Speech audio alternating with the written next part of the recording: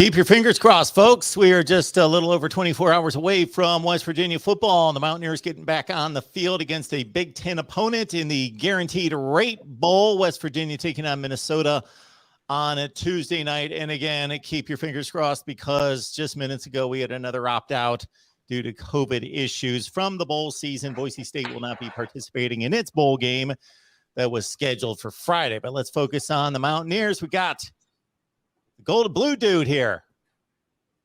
How's it going, man? Can't complain, man. We got through the holiday hustle and bustle, had a great time, and we're doing well. Cool. How about you, bud? Doing well. I hear you. Doing well, feeling good, and the holidays are a good time. This is bowl week, so here at the Voice of College Football, we are revved up, fired up, even though we're getting cancellations left and right. I think we've got 5 games that have been impacted, and I didn't hear about the Boise State one until you just said that. I didn't know about that. Yeah, that just came down. I just caught that right before I jumped in the shower and saw that Boise State's not playing, so they were supposed to play Central Michigan. Yep. And the officials of the bowl game, I forget which bowl game it is, they were playing on Friday. They are attempting to get another opponent in, or there could be an option where Central Michigan would go play in Washington State and take them on in the Sun Bowl instead of Miami. Yeah. See, there's one thing that I don't understand about that. All right. So there were 3 bowls that impacted AAC teams, and it was their opponents that had issues. But those 3 teams from the AAC, whenever the other team opted out, they said, we're done. So they would actually have opportunities like the Sun Bowl with Washington State. The AAC is going to lose a lot of money because of this. And I know it's not their fault as far as the COVID thing, but saying, nah, we're not going to even make an attempt. And I understand travel, it's a hassle and all that stuff, but that is a lot of money to lose. So we've got 3 teams from the ACC that decided to opt out. That would be Miami, Virginia, and Boston College. So the point that you're bringing up in particular, Boston College was supposed to play East Carolina. East Carolina was all ready to play football. Yep. Why don't we move them down to the Sun Bowl, for example? They would be an option. So with SMU, who was supposed to play Virginia, to play Washington State in the Sun Bowl. And Memphis in the Hawaii Bowl. And then we've got Memphis in the Hawaii Bowl. Good point. Traveled all the way out to Hawaii. Yeah, that's... So I understand there might be some logistics. And then the other difficult portion of all that is game planning for a particular opponent for all that time, and then all of a sudden having to switch gears. But at the same time, look at what Rutgers is doing. Exactly. Yeah. And Wake Forest didn't have a choice either. You know, Texas A&M opted out. I know Rutgers is a lower quality opponent, but they're not, a pushover. I mean, they are capable of pulling the upset. So now Wake Forest, because of something that's out of their control, they have to switch their game plan as well. Yeah. And I'm just trying to envision what's going on with Rutgers, because the last football game they played was against Maryland the last Saturday of November. So they've been sitting around for a month. Yep. And then they find out it must have been right around Christmas Eve. Yep. The 23rd, 24th, something in that range that they're going to play. They've accepted to play a game on January 1st. So just a little over a week away. It's right before Christmas. So I don't know if you're going to ask those kids, call them up on Christmas Eve and say, get back here tomorrow. Look at the Rutgers. Anybody grab the Rutgers roster and look at where these players are from. They're on Christmas break at this point. They could be in, obviously many of them are going to be within a couple 100 miles of campus, but they could be in Ohio. They could be in Florida. They could be wherever. Yeah. And I made a video about that saying, and I didn't even think about what you just said, but they haven't practiced or anything since then. Their season was done. Now all of a sudden they have to play a game. So there's practices you got to cram in there. There's logistics trying to get all these kids that went home for Christmas break. That's going to be a nightmare for Rutgers.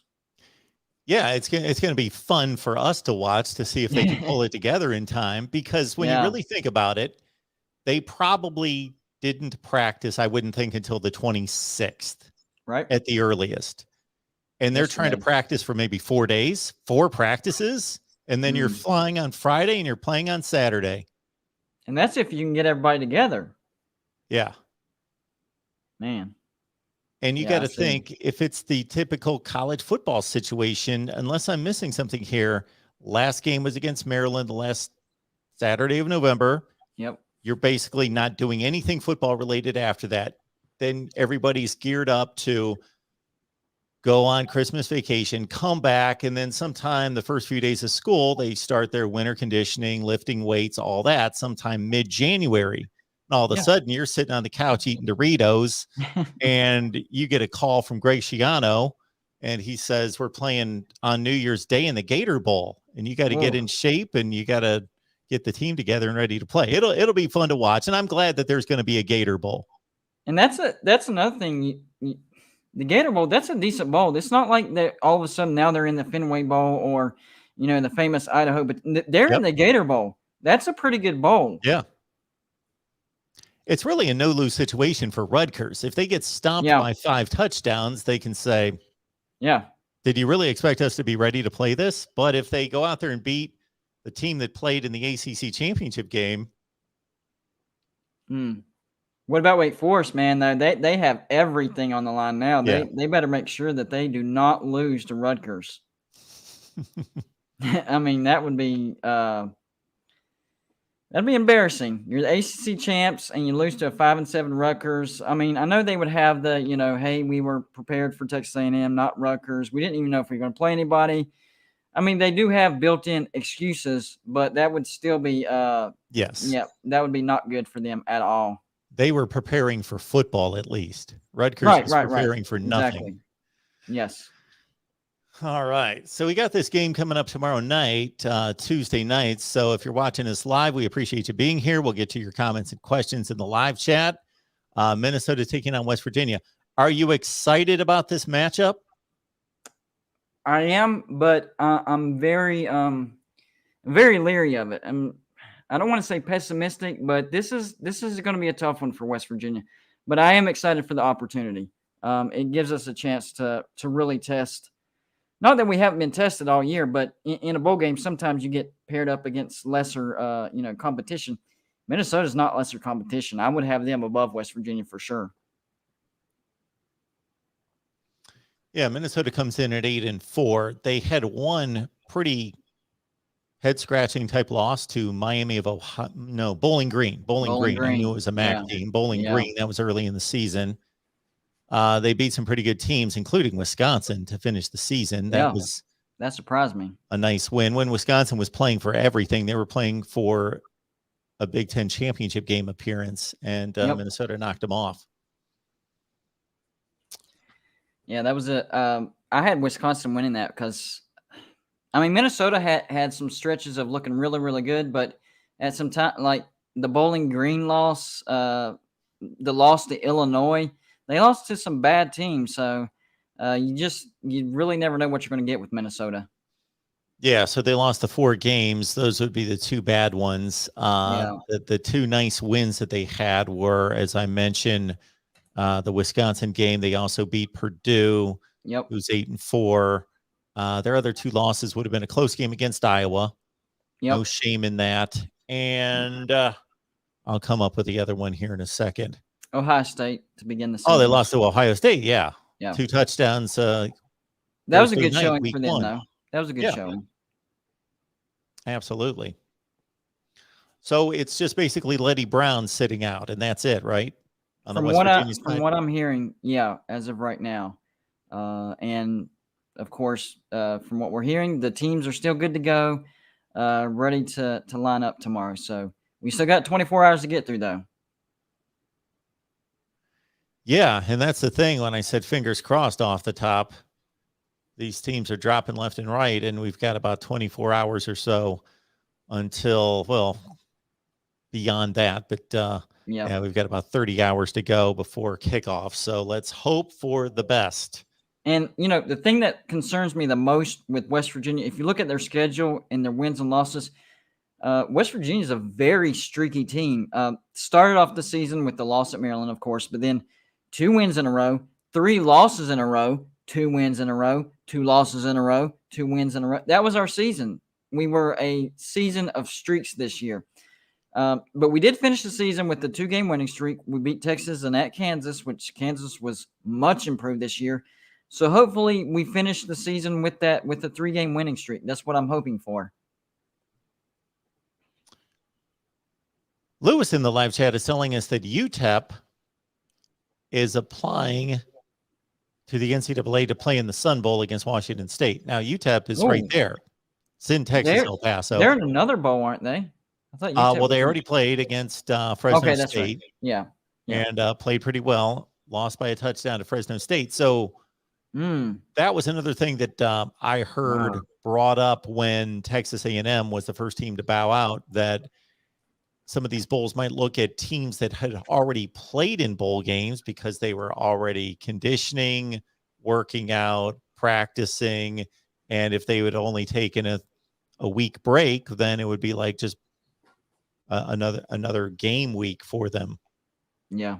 I like that comment. I would like East Carolina to go to the Sun Bowl, but they announced whenever their bowl was canceled that was it. They were done. So Central Michigan, since their bowl was canceled, they might be in the mix. There's a lot of people that could be slotted in to the Sun Bowl. I like I said before, I think that's a missed opportunity for the AAC. I really do. I think that would have been a good bowl for them.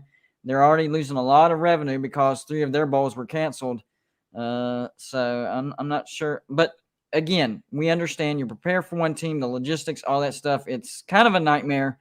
So, I guess they outweighed the cons with the pros. We're going to have Daniel House from Gophers Guru stop by here in the next few minutes to break down the Minnesota side of this matchup. And the Gophers, again, coming in at 8-4, had a nice run in the Big Ten, and we're in contention for the Western Division Championship up until the last weekend of the season. Typically, the way things slot in the Big Ten is that they get a number of teams into the playoff, and in New Year's 6 games that they typically have to play up in competition. Yep. Because if you think about it, if you get teams in the playoff and you get teams in the New Year's 6, like you've got Michigan, Michigan State, Ohio State, all in New Year's 6 games, then they typically slot in. You have to play better teams. But in this particular matchup, Minnesota's playing down in regards to, I'm not saying West Virginia is not as good, but basically, if you just look at the records, they're playing. I would agree with that.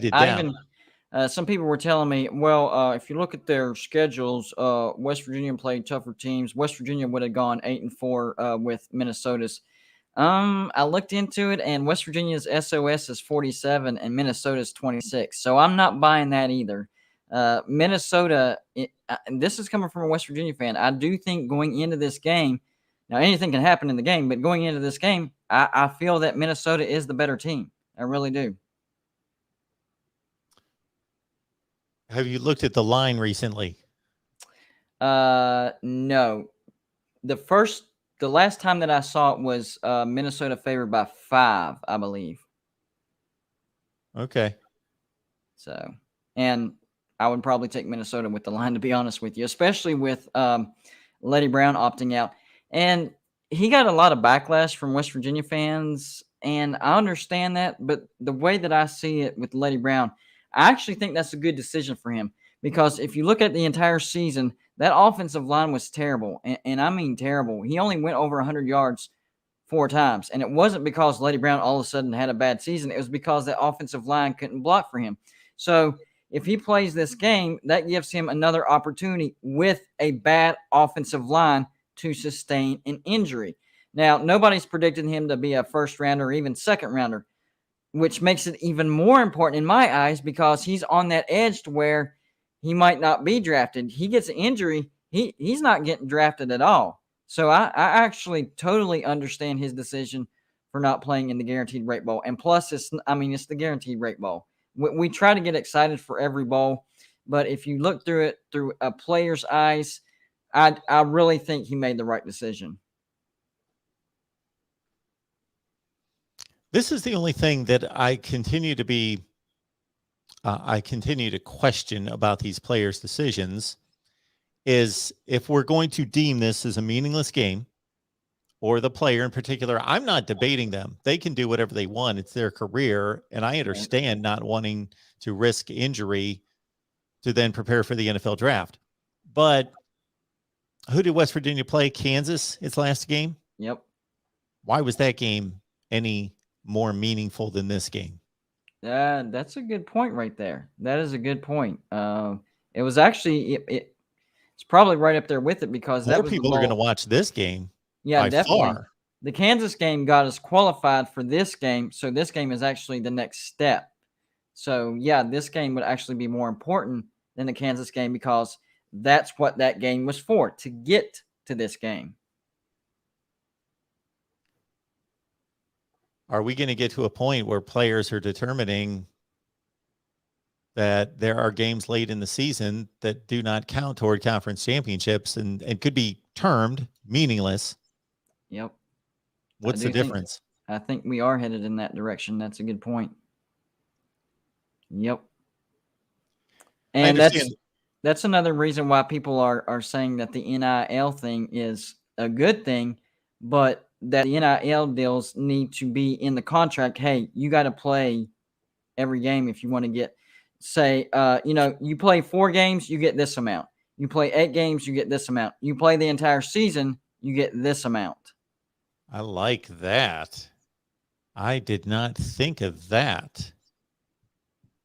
That is a great point. They're making these decisions based on, financial reasons because, the NFL equals a lot of money. You don't want to risk an injury. Well, if you offset that by, hey, you're going to make this money right now. It's not going to be as much as the NFL by far, but, let's say, we'll say $100,000. If you're playing this game, you're getting $100,000. Players will definitely think twice before opting out. Oh, absolutely. But to your point, if I'm a company that has hired the best West Virginia wide receiver to tout my product on social media, and I'm paying him $80,000 for the season, and then here we are in what could be argued the most publicized, promoted exposure game of the season in some respects, there's going to be more people watching this game, arguably, than any other game of the season. Yep. For these two teams, then he's not fulfilling his obligation for the entire season as a West Virginia football player. Yep. That's the direction that I think they need to go. I like with this. that. Yep.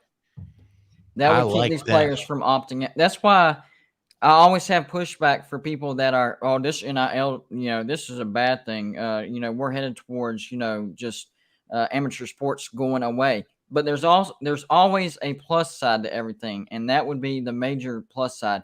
Actually, having players not opt out because they have financial reasons to play for right now, not just because you think about it. These young athletes, you're offering them $100,000 right on the spot versus something that's not guaranteed. I mean, it's likely, but it's not guaranteed.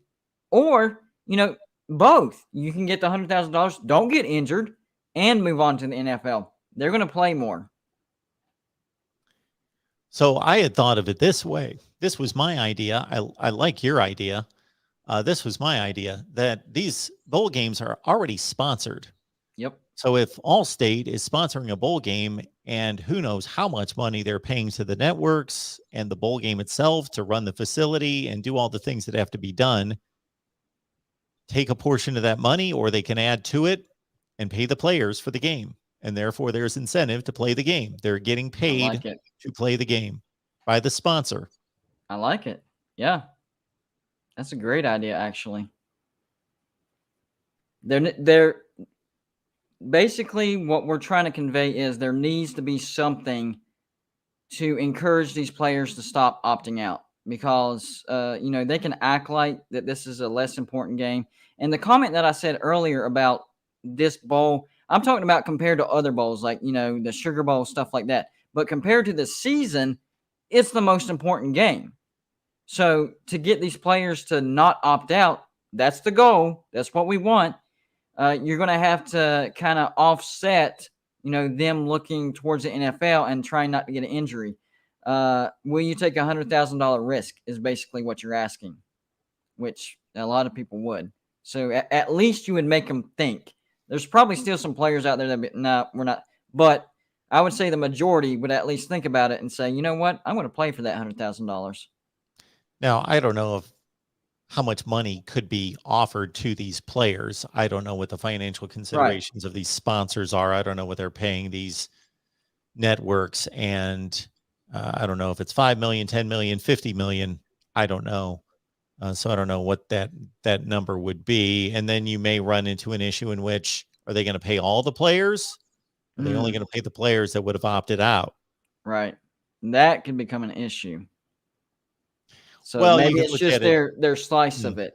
They would give up their slice of it. They could pay it to all the potential opt-outs, because then other players would know, okay, I know that my season. So if you're a sophomore on the West Virginia football team, you're not opting out. You're going to be back next year. You're playing in the bowl game. Right. And then maybe you get put off by somebody else getting paid, but next year, if I'm eligible for the NFL draft, then I'll get paid out next year. Why don't they do it this way? I would say the first string. Your first string are the guys that you count on the most. And I know some teams, they rotate it. There's not a constant first string, but you have a basic idea of your first string. So going into the bowl, you tell the first string of both teams, hey, if you play the game, this is your cut. If you opt out, you're not getting it. Now, it's not going to go to the second string and beyond that, but then they're thinking in the back of their heads, hey, if we get the first string next year, we'll get some of that.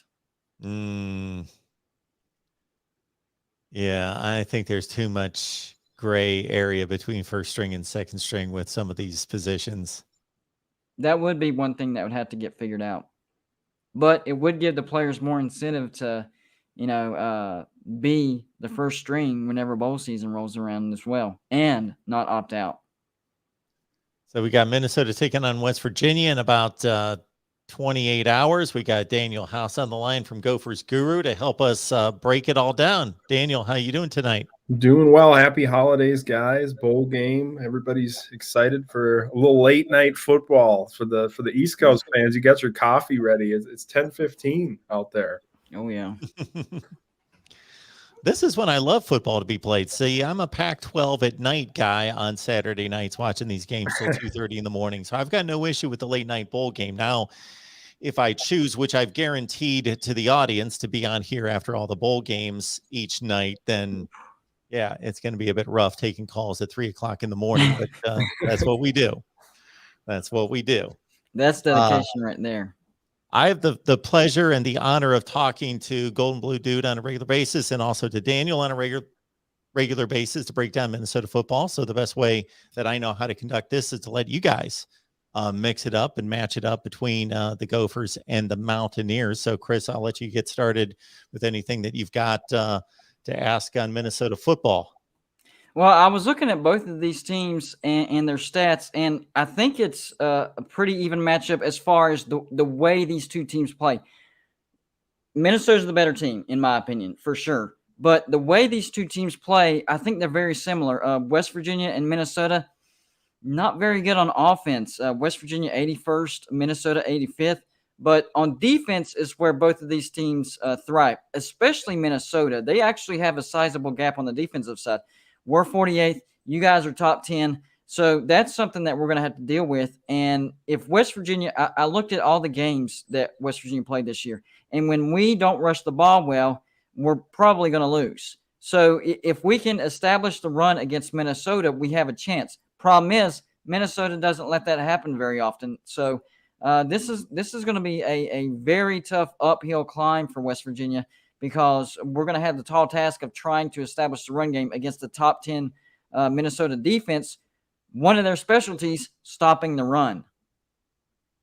Yeah, I agree. Stopping the run is the recipe for Minnesota's defense this year. You look at what they were able to do, being a top 10 defense in terms of rush defense efficiency, and then also being a really, really good team on passing downs, one of the best passing down success rates in college football. So the recipe was get teams behind the sticks by stopping the run on early downs and then sending simulated pressures, mixing in some blitz looks. I mean, they didn't really blitz a ton. They actually sent more simulated pressure, looking like they're going to rush 6 or 7 and then, being able to drop and rush 4 players. So that's definitely the strength of Minnesota's team. I think you pinpointed that.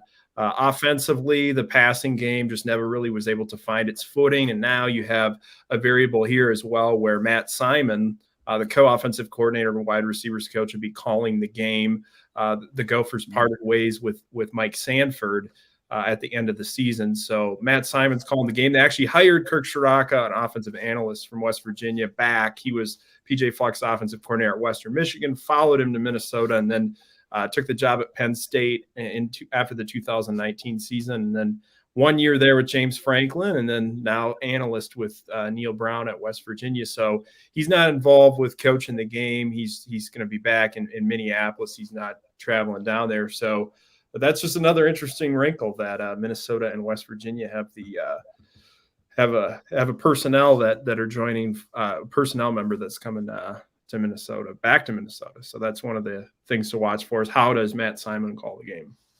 Oh yeah, I agree with that. The big matchup that I'm looking at, and quite honestly scares me, is the front seven of Minnesota versus our offensive line. Our offensive line has been terrible. That's why our rushing took a big hit this year. Mm-hmm. Last year, Letty Brown had an amazing season. This year, he's only gone over 400 yards 4 times. Mm-hmm. So that's the real big issue that I have with this game, and I do think we'll have issues with that because Minnesota can get pressure without blitzing. That's going to be a big problem for our offensive line. If we can't keep hands off of Jarrett Deggy, and then our run game takes a hit, it's going to be a blowout. But I do think the one thing that's in our favor is the quarterback battle. And I know that in most games you look at the quarterback battle, and that's the key to the game. I don't think it's the key to the game, but I do think it helps West Virginia. Jarrett Deggy, for all the flack that he's taken from West Virginia fans, he's actually had a better season than Tanner Morgan. He was 254 for 386. That's 65.8% versus Tanner Morgan, who was 141 for 236, 59.7%. And Jarrett Deggy threw for 1,000 yards more than Tanner Morgan. So West Virginia does have the better quarterback, but I'm not sure if that's going to matter because he's not going to have time to throw the ball. Yeah, you do look at the statistics of the game. You watch the film, and you do see that, Jarrett Daggy, the one thing that I really liked about West Virginia's passing game was just how they spread everybody out. They run the screen game really well, get their playmakers out in space. I'm a big fan of Winston Wright. I think he's a really good player. Kind of gives you that Rondale Moore vibe, guy that you really have to tackle well in space and using motion so much. I think that's one of the things that I talk a lot about is the value of motion, how it displaces defenders. It can help your run game. It can also, help you get your playmakers in space and utilize their skills. And, Ford Wheaton, another guy that I like going downfield, being more of a contested catch jump ball guy, a dude that can kind of vertical stack and get some separation downfield. And I think Jarrett Daggy, one of the things that I've noticed with Jarrett Daggy while I was tracking and watching film was just how much he actually struggles throwing left. And I don't know if West Virginia fans notice it. He really, his accuracy tapers off. It's about a 10% difference thrown to the left versus to the right side. And a lot of his completions, bread and butter, is between 0 and 10 yards. Over the middle, those crossing routes, when they're sitting and playing maybe man-to-man to take away the RPOs. You look at what West Virginia's been able to do passing game-wise. I really, really like the concepts of the RPO, the mix of play action, just the screen game, very diverse passing scheme. And then also on the defensive side of the ball, I think, mixing things up, play predominantly zone coverage, but also being a team that is very diverse with the type of fronts that you show and, the 3 safety using the spear defender. I think, that will create some additional challenges for Minnesota about, the type of looks that you get. How will West Virginia approach the rushing attack that Minnesota has? I think that's the bread and butter of Minnesota's that physical play up front. the rushing attack was able to really withstand injury. Mohamed Ibrahim getting hurt in the first game of the season, Trey Potts going down, Bryce Williams going down. You have Bucky Irving, who's played very well. He's more of a shifty back with great contact balance. And then Kai Thomas being more of the physical running back. Those two guys have stepped up. So how will West Virginia respond to a very physical Minnesota front? I think they'll use a lot of inside zone, some power gap, counter stuff to test West Virginia. And maybe Neil Brown. What do you think Neil Brown will do? Will he come out, try to stack the box a little bit more than he traditionally would to take away the run? Or how do you see that playing out?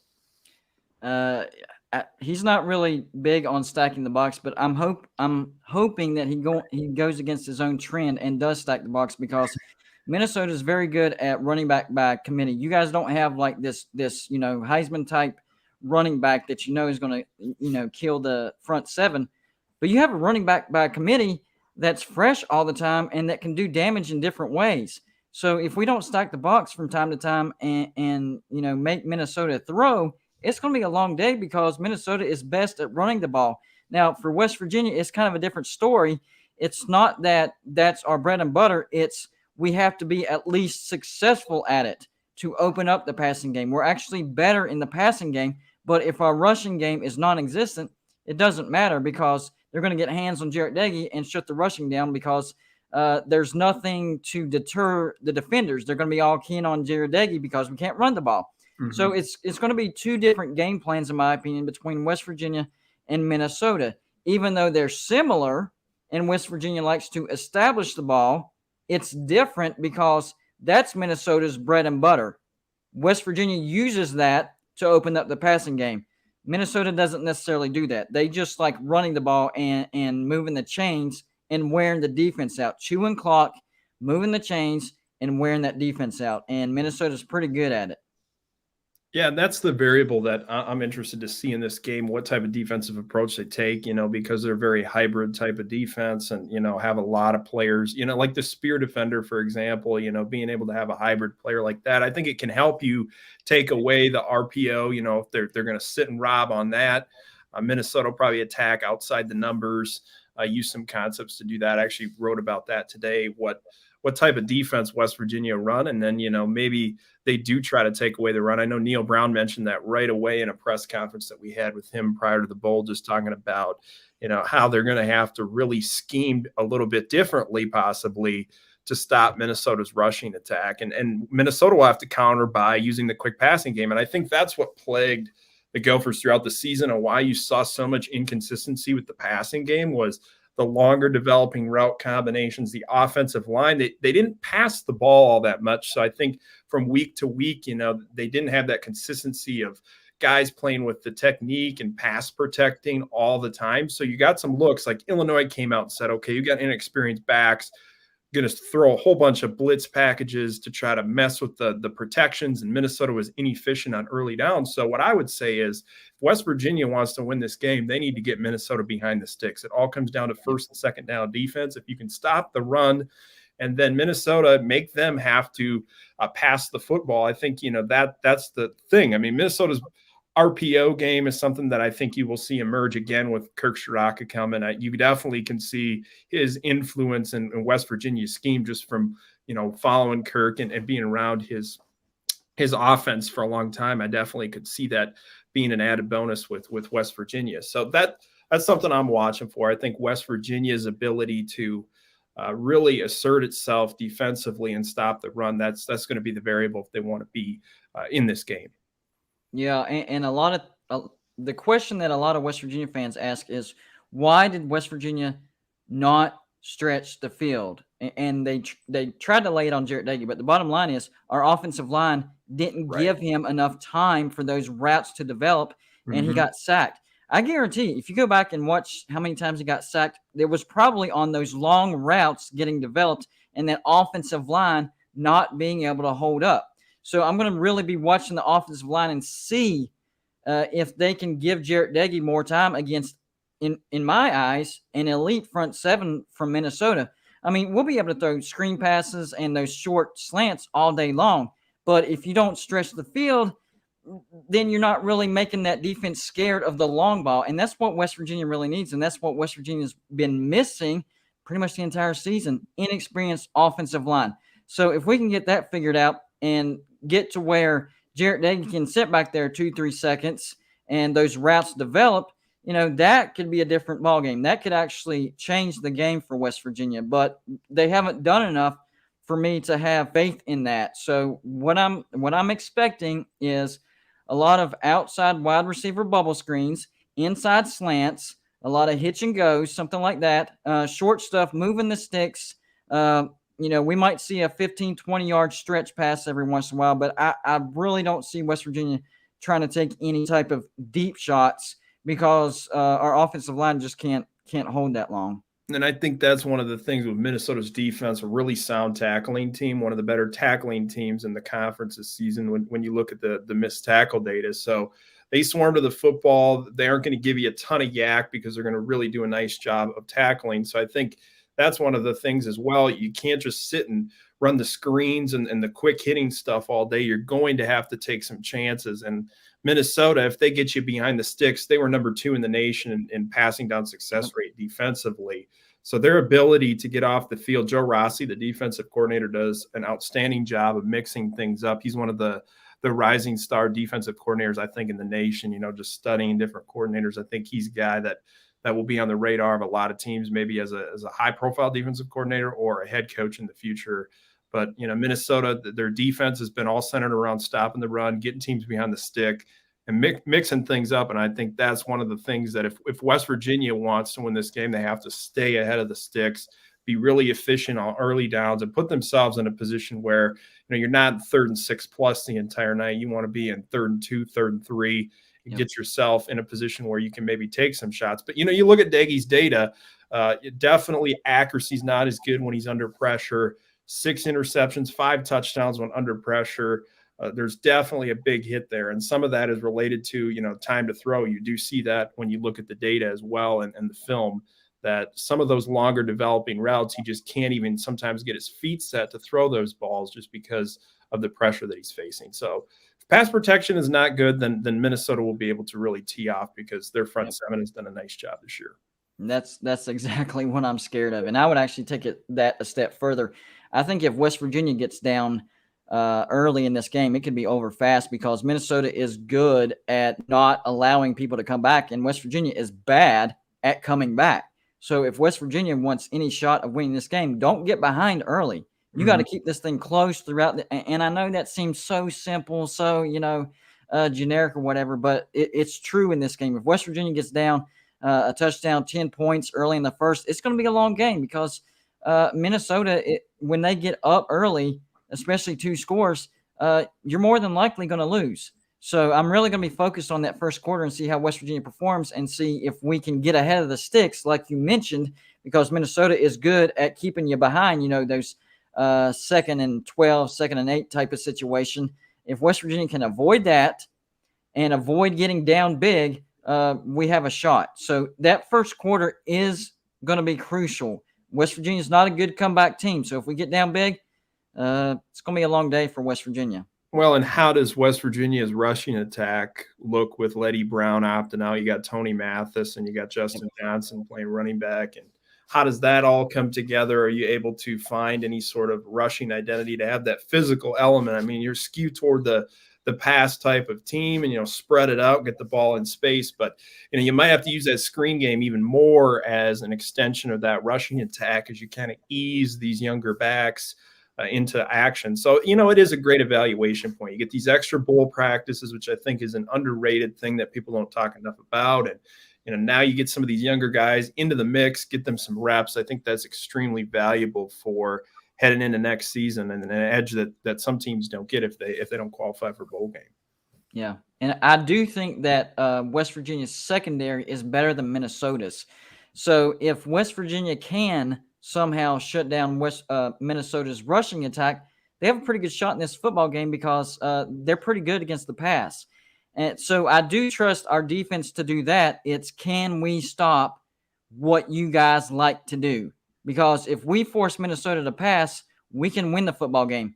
But if y'all can run on us all day long, the game might be over by halftime. I'm being serious. And this is an opportunity.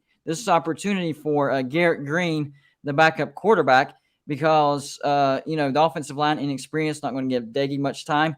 So what this could do, and this could go against what we've seen from Neil Brown all season, do something different. What I would do is, number one, I would use Garrett Green more in the RPO, but on top of that, maybe try to slide him in as running backs sometimes from time to time to really confuse the defense, because we're really thin at running back right now. I mean, we do have Mathis, but Lady Brown opted out.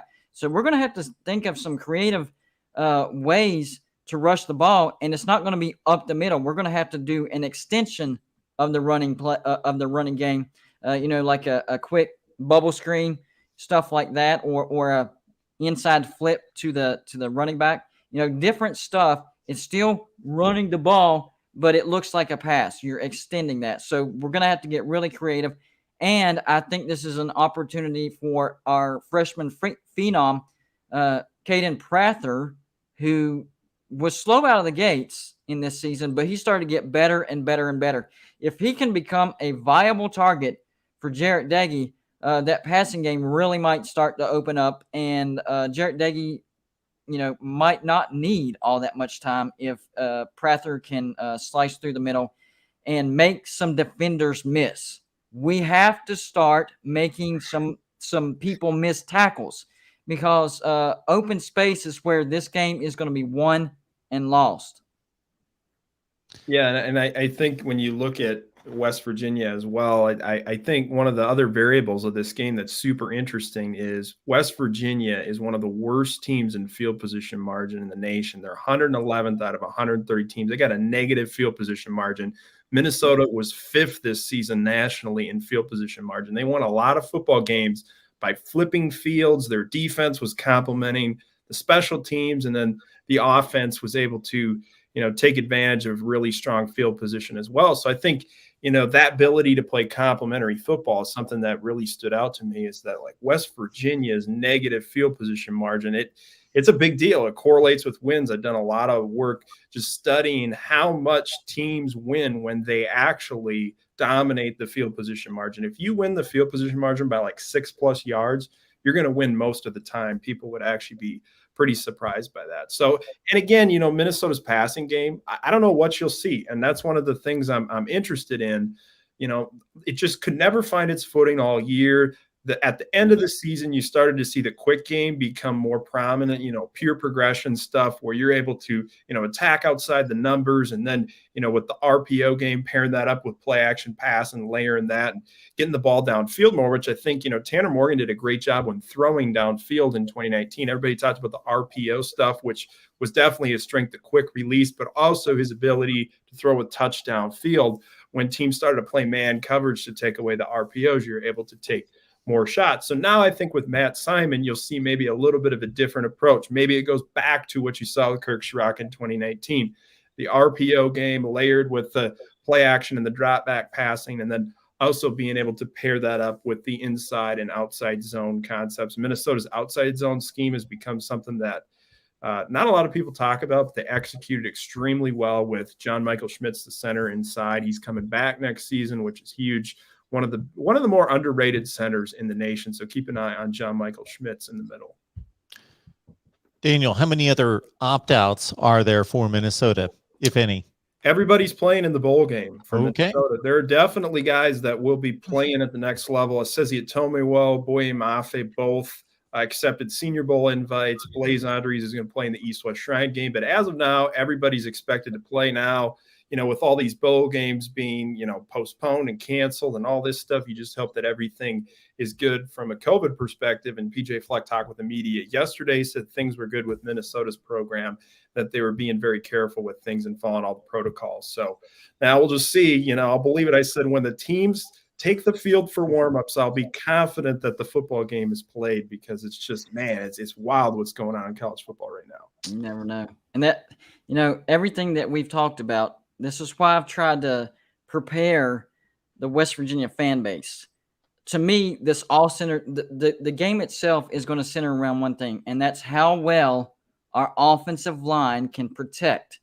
If we cannot protect and open up those rushing lanes, Minnesota will win this football game. That's why I took Minnesota in the spread, because I don't trust that offensive line. I really don't.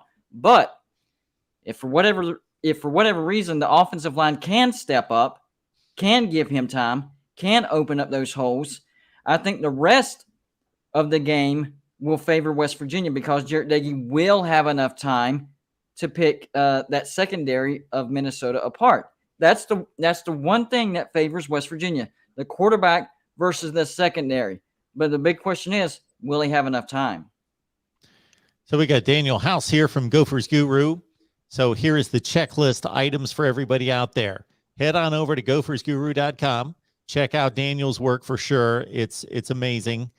Golden Blue Dude right here on YouTube. So if you're watching us strictly here at the Voice of College Football, don't know about our West Virginia channel, don't know about Golden Blue Dude, he is pumping out the college football content surrounding West Virginia, but he goes through the entire nation, talks college football nonstop, loves the sport, has a passion for it. Daniel, here's a quick question, and it's difficult to even talk about momentum or trends at this point because there's such a separation between the last game of the season and the bowl game. We're talking 4+ weeks. But Minnesota against Wisconsin, I got to say I was surprised. I'm surprised by little that I watch in college football because I've been watching it forever. But I was pretty confident that Wisconsin was the best team in that division going into that weekend. They were playing the best football. Braylon Allen was unstoppable. The defensive, especially the front seven, but the entire defense was a top 5 to 10 unit in the country, not just statistically, but based on, real play on the field. And what Minnesota did to Braylon Allen and the Wisconsin running game, and once Wisconsin weathered a difficult, challenging schedule early with some tough losses and found their identity, which was Braylon Allen, Ches Malusi initially before he got hurt, then Braylon Allen. But then they started to add the pass game. They went through several games where they just threw the ball like 7 or 8 times. But then they started to add the pass game and do some things with Graham Mertz and gain his confidence. And they arrived at that game with a complete offense and a very, as you well know, experienced wide receiver core and tight end Jake Ferguson included in that. And the Minnesota defensive effort against them was just outstanding.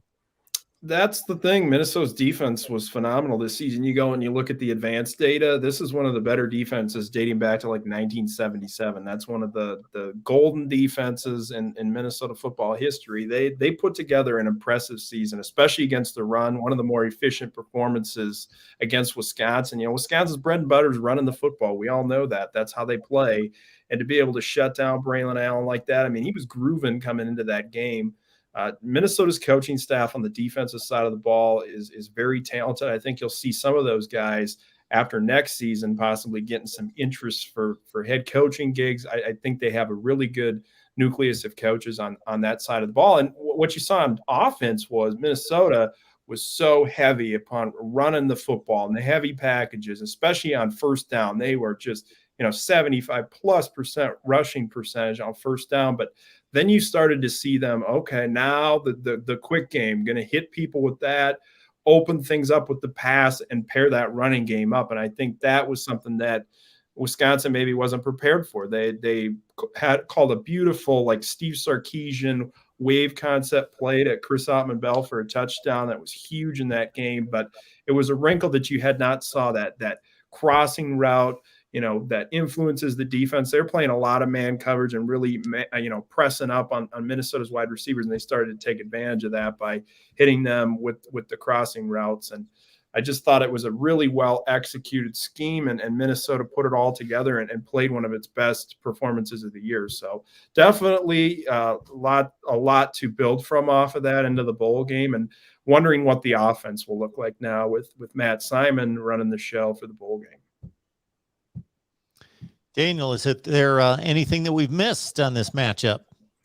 No, I'm just excited for it. I honestly am really intrigued by this matchup. I think, with what West Virginia does defensively, how they mix things up, and some of the looks that you'll see there, that the Minnesota has not played against a defense like that. So that's something that I'm very interested to see how they respond to that, the adjustments that they make, because you'll see a lot of wrinkles and vice versa on both sides of the ball. I think, West Virginia with ability to spread it out, how they use motion, the screen game, like you said, if they're able to protect and push the ball downfield, it could create some situations where, Minnesota sees some wrinkles and things that they haven't before. But I think Minnesota, you look at what they've done, like they get up touchdowns on the first drive of a lot of games, but they've been able to settle in, make the adjustments.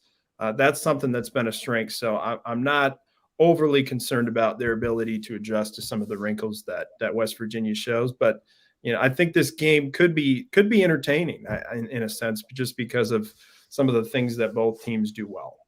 There's only one game, one game that we played a defense like Minnesota, and that was against Oklahoma State at home. Yes. And it did not go well. We got thumped 24-3. But if you go back and look at the game, there was a few key mistakes that West Virginia made, like the muffed punt, just stupid mental mistakes. So it's not like we were not in the football game. We were in that game up until probably the latter part of the third quarter. Then the muffed punt happened, and they stretched it.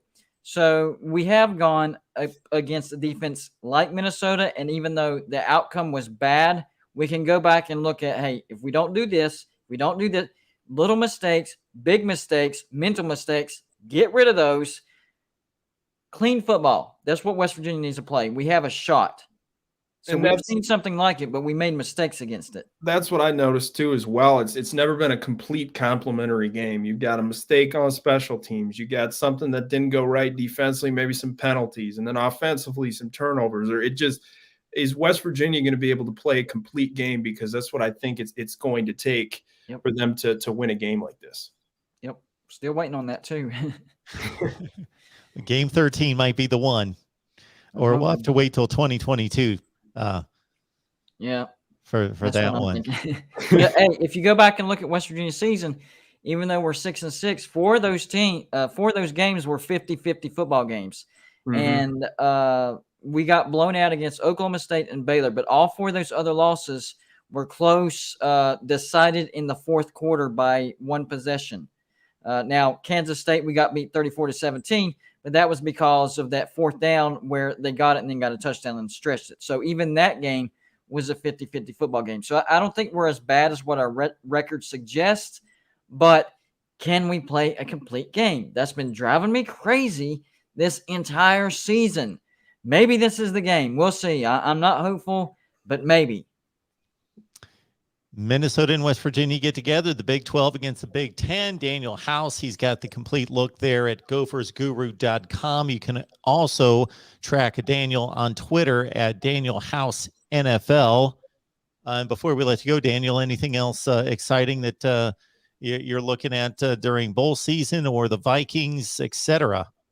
I'm just enjoying all the college football, because we didn't really get a bowl season last year. So every game we get that isn't canceled, we got to just enjoy it. I'm looking forward to the college football playoff. I think, looking at Georgia and Michigan and how they match up against one another, I think that should be a very entertaining game. And then looking at Cincy, playing against Alabama, all of that team speed. I mean, Jameson Williams is my guy. I love watching him play. How will Cincy handle that? I'm intrigued for the college football playoff games. I also love the Sugar Bowl with Ole Miss and Baylor. I think that's going to be a great matchup. You get to see that defensive scheme go up against that up-tempo attack of Ole Miss and just how they do things offensively. I'm just hyped about bowl season, and the bowl game tomorrow night should be a lot of fun. Very good. Daniel, we always appreciate it. Thanks. Always enjoy coming on. Enjoy the game, guys. Great talk, bud. All right. Appreciate Daniel House dropping by to break down the Minnesota side of the tomorrow night's matchup. Absolutely. We really didn't have anything happen post National Signing Day, did we, for the Mountaineers? As I look at things, I believe there were 20 signed at the time. We did. We got a All-American transfer. Trying to remember what. I think it was a JUCO transfer, and we had a few surprises the day after. So, and I'm gonna do a video on that, because there were a few things that I didn't see coming that really is going to help West Virginia going into next year. But that All-American that we got is a big deal. Very cool. Very good. And I think West Virginia will have an upgrade from this year as far as how we perform, especially with Nico coming in. I don't expect him to start the majority of the season, but he's definitely going to create a great quarterback competition. And Neil Brown could do what he did with Deggy in 2019 and start him the last 4 games of the season. That way he doesn't have to burn his red shirt. So I'm pretty excited about next year. We have one of our best recruiting classes coming in. And I don't think our running game is going to be as big of a step back as people realize because we got the transfer from Clemson, Lynn J. Dixon. So I'm really super excited about next year. I really am. Very good. So in regards to pregame, postgame coverage, and so forth, what do you have in store? I'm going to do a pre-recorded pregame and a pre-recorded postgame. I'll probably put out the pregame sometime tomorrow before the game starts. Of course, I have all day because it starts at 10:15, but I'll get it out as early as possible. And then, of course, the postgame, the game won't be over till 3-something, so I'm probably going to wait till the following morning to put that out because people usually aren't searching for that at 4 a.m. in the morning. So we'll try to make it to where it's more convenient for people. There you have it, folks. Golden Blue Dude right here on YouTube. So not just check out the channel, but make sure you subscribe. Support the channel, Golden Blue Dude, right here on YouTube. And head on over to our West Virginia channel. So we've got Golden Blue Dude. You got myself, got a number of contributors that are combining our efforts on our West Virginia channel here at the Voice of College Football. So please head on over there and subscribe. Get us up to 1,000 subs, which helps in regards to the YouTube algorithms. Yes. Let's show them who the best fan base is out there. If you're a West Virginia fan and you hear my voice, go hit the subscribe button. Very good. All right, man. Well, enjoy the game. And we will be looking for the pregame and the postgame content. You didn't sound too optimistic, but if the offensive line can play out of their minds, that's the key. There it is. All right. Thanks. All right, man. We appreciate you. All right, everyone. I'm headed off to talk some Utah, Ohio State with a Utah writer from 247 Sports to break down the Buckeyes and the Utes. Also, we're going to be back here tonight on our main channel.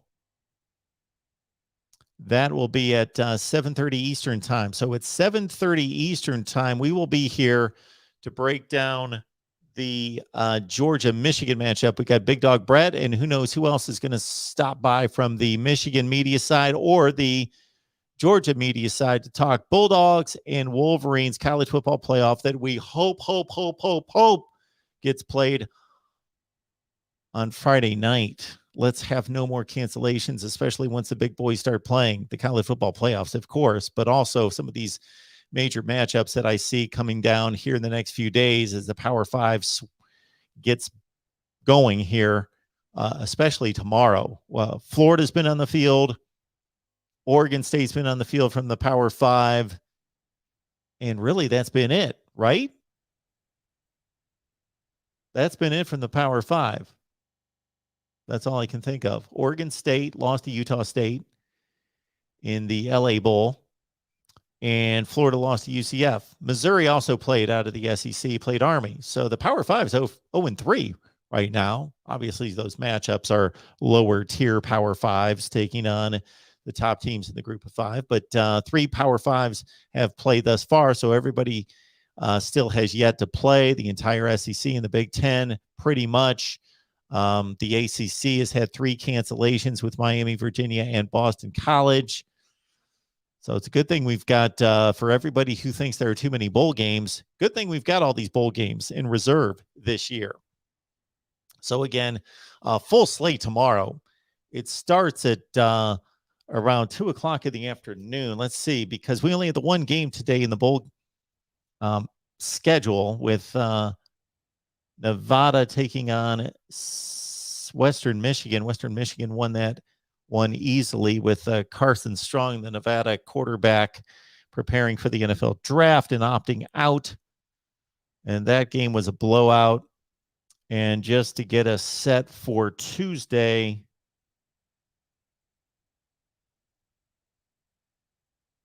So on Tuesday at noon Eastern, Houston-Auburn.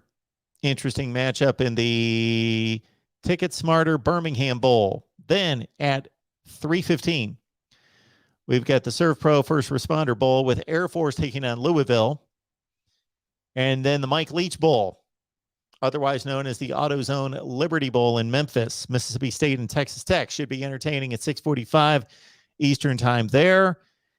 And then on Fox at 8 Eastern, the San Diego County Credit Union Holiday Bowl with UCLA taking on NC State. I'm looking forward to that game. A lot of Power 5 matchups here. West Virginia, Minnesota, of course, then in the Guaranteed Rate Bowl. Get your coffee planned, anything that you need to stay up late. 10:15 kickoff Eastern time means they're going to be wrapped up about 1:45 to 2 a.m. Keep that in mind. Meanwhile, subscribe right here at the Voice of College Football. Check out our West Virginia channel. Again, the Golden Blue Dude, myself, and others contributing. And we will have that lineup released here very soon when we know everyone contributing on our West Virginia channel right here at the Voice of College Football. We'll see you at 7:30 Eastern time for Georgia football talk as the Dogs prepare for Michigan and the college football playoff. We will see you in just about an hour and a half.